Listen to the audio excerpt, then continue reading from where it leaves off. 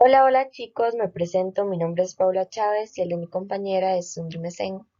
El día de hoy nosotros les vamos a estar hablando de las claves de argumentación basándonos en la lectura de Anthony Weston, tratando de explicar y entender brevemente este texto. A continuación, una breve introducción al tema. ¿Qué es argumentar? Podríamos definir argumentar como lograr defender con hechos y explicaciones algún tema, pero debemos tenerlo bien investigado. Si no sabemos de qué trata, no podemos comentar nada al respecto. Por ejemplo, yo no puedo hablar de la NASA si mi conocimiento es nulo al respecto.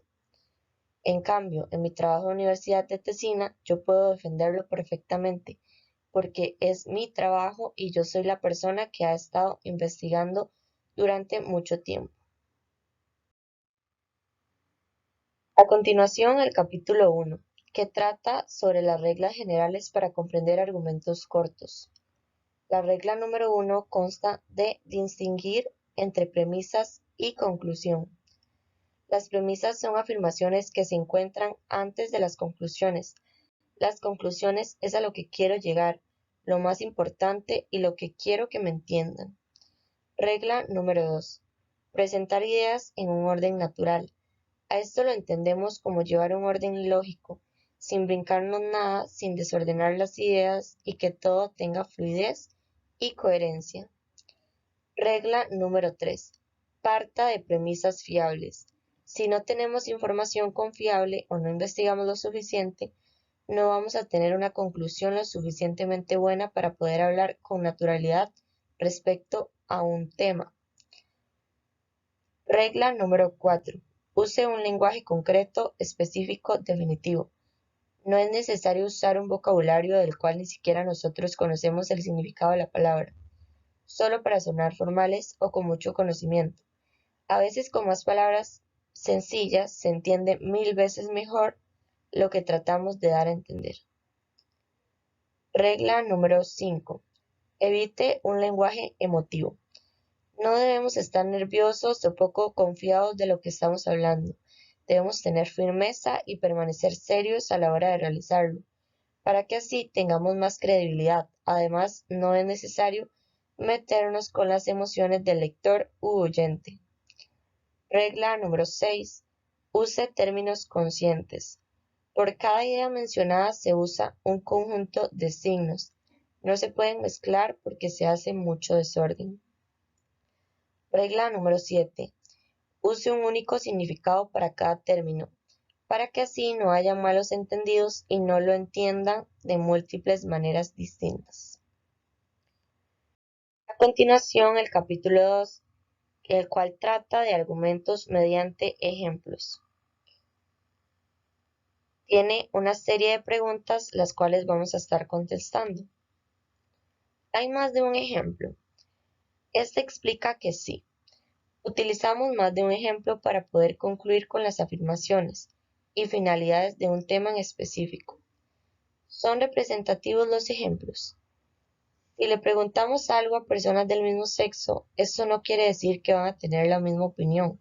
No todos tienen la misma cultura y tradiciones para responder. Lo harán de acuerdo a lo que ellos consideran y de acuerdo a cómo han estado viviendo. Para lograr una información acertada, es necesario preguntar a varias personas del mundo. La información de trasfondo es crucial.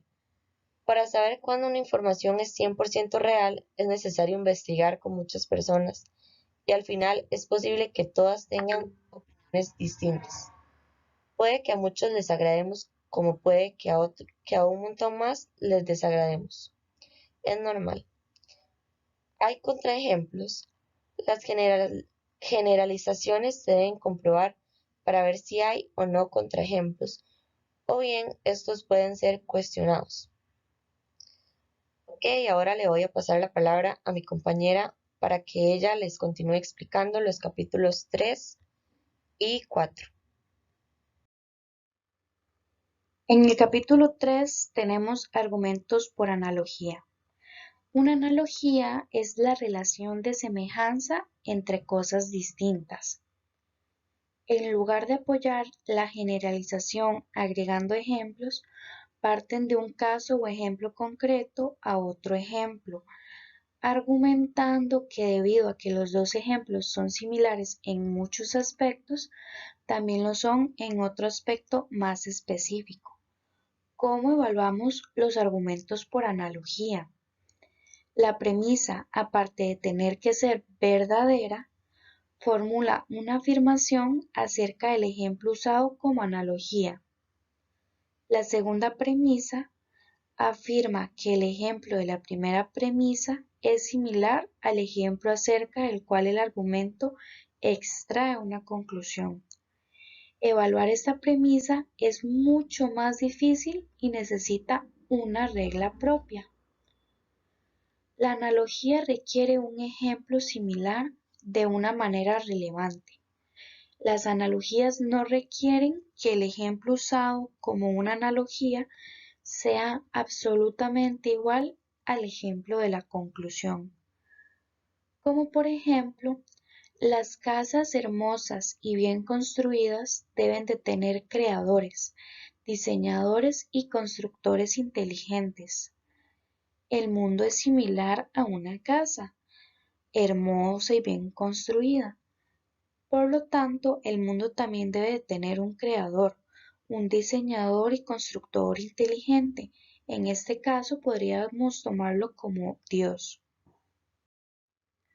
En el capítulo 4 tenemos los argumentos de autoridad. Muchas veces nos sentimos que tenemos que confiar en otros para informarnos a ojos cerrados y para que nos digan las cosas que nosotros no podemos saber por nosotros mismos.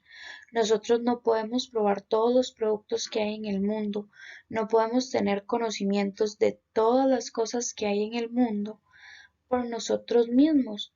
No hay manera de tener tal información con tan poco tiempo, tan poca vida.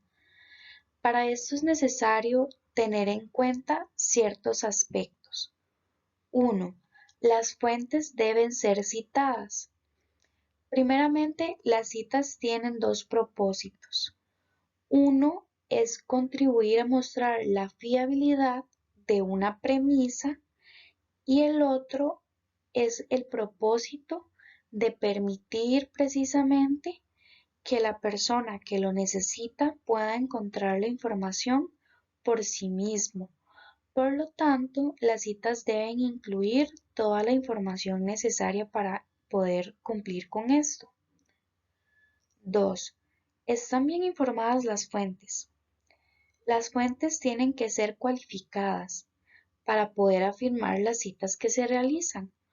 Un argumento debe ser explicado brevemente el fundamento o la información de una autoridad cuando no resultan claros de inmediato. 3. Son imparciales las fuentes. Las fuentes sí deben ser imparciales. Hay más credibilidad de esta manera. Por ejemplo, las personas que no tienen mucho que perder en una discusión no son generalmente las mejores fuentes de información acerca de las cuestiones en disputa. 4. Compruebe las fuentes.